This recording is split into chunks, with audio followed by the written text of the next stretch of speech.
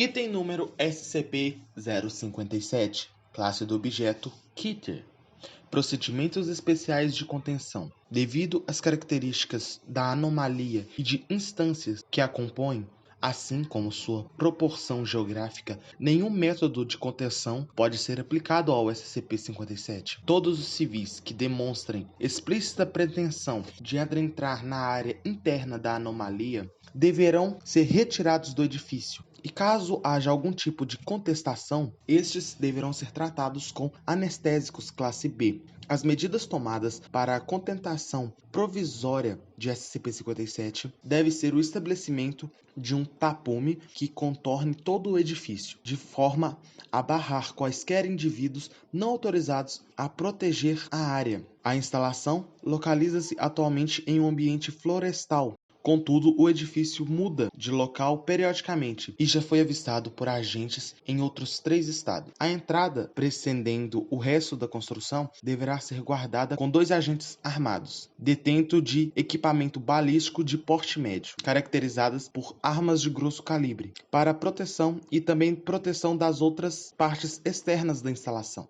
Estas partes externas se estabelecem ao redor da dita cuja para a proteção das outras partes externas da instalação. Essas partes externas que se estabelecem ao redor da instalação precisarão ser vigiadas por 7 agentes e estes poderão realizar pausas após o início do período noturno, quando a peculiaridade da instalação entra em um estado de inércia. Na reação do local, designa-se 7 oficiais de segurança, ambos armados com apenas pistolas, visto que são suficientes para suprimir as necessidades requeridas do documento 57-AB. Todas e quaisquer mudanças ocorridas em alguma dessas áreas vigiadas devem ser imediatamente comunicadas, tais como ataques ou afrontosas mudanças no comportamento das instâncias. Aqueles que neutralizarem os riscos ou as instâncias deverão ser membros direto da FTM Alpha 1. Descrição: caracteriza-se como uma instituição médica detentora de 340 leitos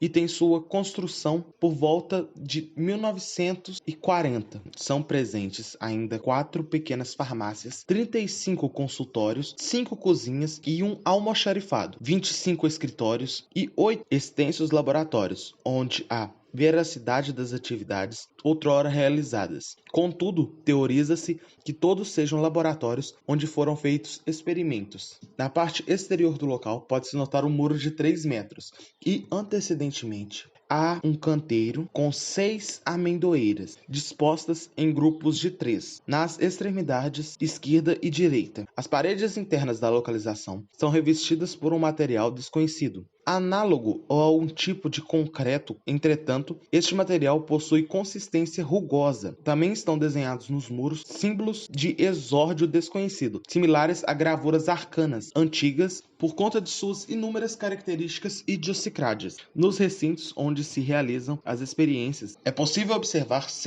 uma série de códigos e nomes, referência à nomenclatura e enumerações da dita cuja. Esses epítetos são escritos na língua inglesa, podendo confirmar que o SCP-57 já esteve presente em países anglicanos. No local não possui anomalias, se visualizado apenas externamente. Contudo, após o período diurno, no início do período vespertino, é possível notar aparições de 2 instâncias: SCP-57-1, entidade feminina que se aplica como uma enfermeira, possuindo sapiência, e o SCP-57-2, entidade masculina que se aplica como um cientista, porém transforma-se em um médico periodicamente. Após isso acontecer, todos os indivíduos com algum tipo de doença, seja física ou psicológica, que encontram-se em um raio de 7 metros dentro do campo de visão das instâncias, serão levados a uma localidade iluminada e totalmente vazia. Nessa sala, o indivíduo será conectado a uma máquina de origem tecnológica desconhecida, que irá deslindar a personalidade e memória do sujeito, analisando o julgamento de seus atos.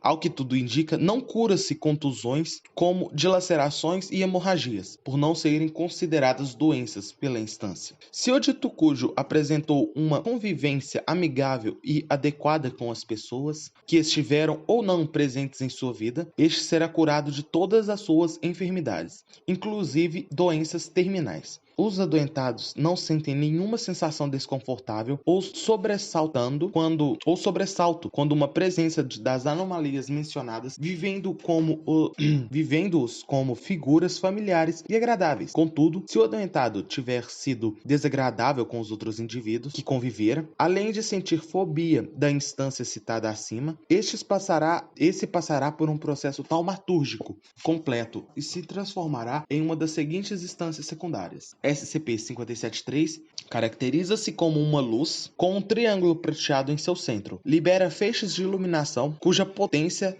é extremamente alta, com sua intensidade chegando a aproximadamente 100.000 lumens. Todos aqueles que permanecem em um raio de 10 metros em sua direção alinhada com o objeto serão afetados com extremo desconforto ocultar,